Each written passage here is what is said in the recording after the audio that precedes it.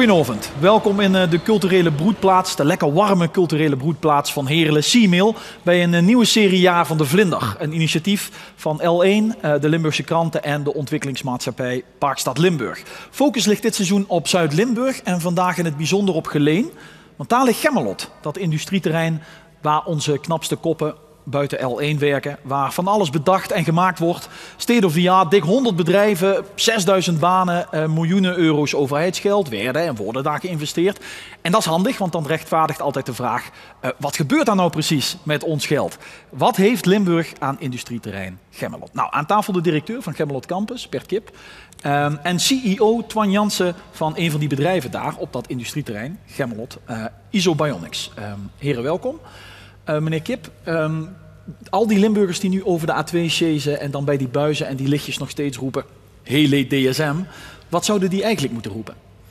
Ja, er is natuurlijk heel veel veranderd. Voor 2002 was het echt alleen maar DSM. Maar nu op Gemmelot werken meer dan 6000 mensen bij 100 verschillende bedrijven. Dus totaal veranderd ten opzichte van 10 jaar terug. En DSM zit er nog steeds, hè? DSM zit er nog steeds, maar daarnaast heel veel andere bedrijven. Deels op het Gemmelot Industrial Park.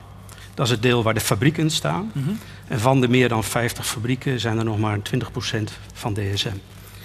En die fabrieken samen die zorgen dat er veel kosten geshared worden. Dat de bedrijven dus goede uitgangsposities hebben wereldwijd om te kunnen concurreren. Maar u bent directeur van Gemmelot Campus. Ja, dat is een kleiner deel. Het ligt tegen de Urmonderbaan aan de noordwestkant. En daar zitten die knappe koppen. Oh. Daar zitten die mensen van die verschillende bedrijven die samen research doen. Die dingen samen doen en door met elkaar te werken op die verschillende gebieden, waar die gebieden bij elkaar komen, daar ontstaan nieuwe innovaties. Ja. Grote bedrijven, kleine bedrijven, maar ook kennisinstellingen. En uw bedrijf, zit dat nou tussen die knappe koppen of bij die wat minder knappe koppen? Nou, wij zitten bij de heel erg knappe koppen. Oh, toch? Ja. En wat maakt u daar? Wij maken geur- en smaakstoffen, maar gebaseerd op micro-organismen. Dus normaal heb je sinaasappelsap of valenceen. Dat wordt geperst uit sinaasappel. Wij doen dat niet. Wij hebben een fermentatieproces, ongeveer hetzelfde als bier maken. En bij ons komt er geen sinaasappel meer bij kijken. Maar het smaakt wel naar sinaasappel? Het smaakt hetzelfde. Het is exact hetzelfde. Het is ook geen kopie, het is geen namaak. Het is exact hetzelfde proces. Wat eigenlijk in de schil van de sinaasappel normaal gesproken zich uitvoert. Maar nu doen wij dat eigenlijk in een fermenter, hetzelfde als bier maken. En waarom zou je dat doen? Uiteindelijk is ons product niet oogstafhankelijk. Hè. Dus de ene keer kunnen alle sinaasappels bevriezen. En dan hebben toch mensen die Coca-Cola of sinaasappelsap drinken, die gaan of een hogere prijs betalen of het product is niet beschikbaar. Dat is een van de voordelen. Op lange termijn kunnen we dat veel goedkoper maken. Dus onze materialen, dat is water en suiker. Dat is echt het enige wat we nodig hebben. Dus dat is zeer beperkt. Ja, en het product wat we maken is veel puurder dan wat uit de sinaasappel origineel komt. Het is puurder. En bij een blinde test zou ik het verschil echt niet proeven? Nee, zelfs wij laten dat over aan perfumers in de dingen, of flavoristen. En die testen ons product. Die zijn getraind met die zijn echt getraind, ja? Believe me, die zijn echt getraind. En die merken geen verschil. En die hebben ons product ook goedgekeurd. En kunt u alles maken of alleen iets dat naar sinaasappelen smaakt? Nee, op dit moment kunnen we sinaasappel en grapefruit smaak maken. Bah. Maar we gaan in de toekomst andere producten maken. Aardbeien, furaniol heet dat, menthol zou mogelijk zijn. Je hebt een hele range, meer dan 3000 geur- en smaakstoffen die mogelijk zijn. Dus sinaasappelsap, maar ook een soort van hippe iPads of wat zijn dat hier, meneer Kip? Wat heeft u daar liggen? Dit is een gewone iPhone. Maar dit materiaal, je voelt dat is heel zacht. Dit materiaal wat we allemaal kennen van het kabeltje of van de earphones. Dat komt op Gemmelot Campus vandaan. Dat is op Gemmelot Campus ontwikkeld en wordt wereldwijd nu gebruikt door Apple. Alle kabeltjes van dat bedrijf alle kabeltjes van dat allemaal uit Geleen? Absoluut. Kunt u niet iets ontwikkelen waardoor die dingen niet steeds in de war raken? Laat ik graag aan uw inventiviteit over. En dat ding daar?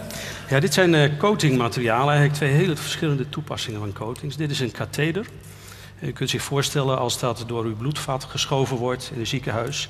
Wat belangrijk is dat dat soepel er doorheen gaat, dat dat heel goed glijdt. Mm-hmm. Nou, de eigenschappen van die coating die worden speciaal ontwikkeld op Gemmelot Campus.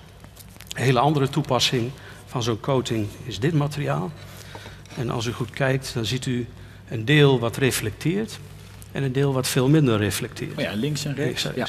Nou, uiteindelijk zijn dit zonnecellen.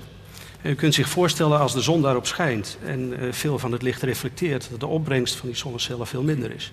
Maar door een speciale coating die op Gemmelot Campus ontwikkeld is de opbrengst van die zonnecel veel groter. En ontwikkelen wil zeggen dat mensen dat bedenken en vervolgens ook maken, samen met allerlei bedrijven die daar gevestigd zijn? Prototypes maken en vervolgens doorontwikkelen. Ja, dus u heeft ook wat aan anderen gehad bij het maken van die sinaasappel smaakdingetjes. Isobilnix is een spin-out van DSM.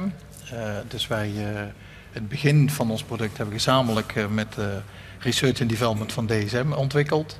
Ondertussen hebben we onze eigen geur- en smaakstoffenlaboratorium begonnen op Gemmelot, maar ook ons biotech-laboratorium. Dus wij worden steeds onafhankelijker. En het bedrijf groeit op die manier om nieuwe producten te kunnen maken. Ja, maar dan is het ook de bedoeling dat u uw kennis en uw ideeën en uw vondsten deelt met anderen. Is dat niet is toch een beetje raar? Nou, we proberen een stuk voor onszelf te houden, want anders dan hebben we geen positie op de markt. Nee. Als we alles zouden vertellen aan anderen, dan nemen die dat mee en beginnen daarmee te concurreren. Dus, maar je kunt wel gedeeld met elkaar delen, zonder dat dat direct conflicterend is. Ja, dat kan elkaar versterken dan. En dat kan elkaar versterken. Oké, nou dat open karakter van die ideeën uitwisselen en dat gesloten karakter van je bedrijfsgeheimen bewaken, dat komt ook een beetje tot uiting in de fysieke omstandigheid van dat terrein, van Gemmelot. We hebben een architect gevonden die daar hele wilde ideeën over heeft. Rob Jansen heet hij en hij staat bij mijn krantencollega Kim Noach.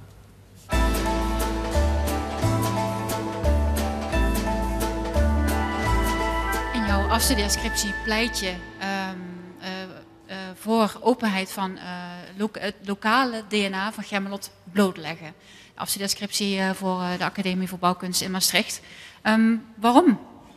Nou, het is belangrijk dat de regio afweet van wat er zich allemaal afspeelt op het Gemmelotterrein. Zoals er vroeger iedereen wist wat in de mijntijd gebeurde, is dat juist nu belangrijk met de crisis en de werkgelegenheid wat er bloeit op het Gemmelotterrein, dat de regio dat zou moeten weten. En niet alleen internationaal, maar juist de jongeren moeten een verbinding zoeken met dat Gemmelot. En op welke manier heb je dat uitgedokterd in jouw afstudeerscriptie? Nou, ik heb dat proberen te realiseren met een fysieke plek, het fascinatorium. Daar waar kinderen, jongeren worden gefascineerd middels exhibits over die science, over die wetenschap, wat er allemaal door die bedrijven gebeurt. Maar ook dat zien, de mensen ontmoeten, de medewerkers die daar op dat terrein bezig zijn. Dus niet. Maar hoe ziet dat eruit dan? Kun je dat omschrijven, dat fascinatorium? Ik heb het beeld terug laten komen van de geschiedenis, de mijn vertaald in architectuur. En allemaal kleine boxjes in een grote toren wat uitzicht hebben op het terrein of juist intern gesloten zijn, waar ze zich kunnen concentreren op exhibits. En dat zit je echt op het terrein? En heb je daar ook met mensen van Gemmelot over gehad toen je daarmee bezig was? Is dat überhaupt reëel, jouw ideeën? Zijn die reëel? Veiligheid is natuurlijk een heel groot aspect, maar de campus die moet ook openbaar gaan worden. Die wordt, als het goed is, gaan de deuren open voor mensen. En die veiligheid is natuurlijk een aspect erin, maar... Op welke manier veiligheid? Kun je dat uitleggen? Nou, je hebt behoorlijke veiligheidscirkels en over plofgevaar. Al dat soort aspecten die heb ik natuurlijk niet kunnen meenemen in mijn architectuur. Dat zou dan doorontwikkeld moeten worden. Maar het zou een reëel plan kunnen zijn. Want jouw fascinatie, jij bent opgegroeid letterlijk onder de rook van Gemmelot als kind in Urmond. Achterop bij pap op de fiets. Maar wat heeft Gemmelot voor impact op de mensen zoals jij? Jij hebt er dan letterlijk je werk van gemaakt dan, je afstudeerscriptie. Maar merken de mensen, de gewone man met de pet, iets van Gemmelot? Er zijn toch heel veel bedrijven die in de regio werken, maar juist ook op het Gemmelot werken. En hoe groter Gemmelot wordt met meer bedrijven op het Gemmelot zelf, hoe meer bedrijven van buitenaf ook op dat Gemmelot moeten gaan werken om het draaiende te houden. Dus de mensen merken het wel, maar niet zo in de directe verbinding. Maar nog veel te weinig dus. En dan moet jouw fascinatorium draagt daarbij toe, zeg je? Ja, want dat moet aanzetten dat jongeren juist niet voor bouwkunde wat ik heb gehad en moeten gaan kiezen. Maar juist voor de vakken om een knappe kop te gaan worden op dat Gemmelot-terrein. En een onderdeel daarvan, van jouw plannen, wordt omarmd door oud-Gemmelot-directeur Ger Wagemans. Die zei van nou, een deel kan ik wel in mee. Maar is er nog een concrete vervolg aan jouw afstudeerscriptie gegeven? Nou, ik ben met een aantal mensen om tafel gaan zitten, voornamelijk over het concept en van de educatie, het overbrengen naar jongeren, die medewerkers in contact te laten komen. Heb ik met een aantal mensen in de educatiewereld voornamelijk gesproken, die het idee erg aanspreken om juist op die manier educatie te geven. En meer openheid aan Gemmelot uiteindelijk. Juist. Dankjewel.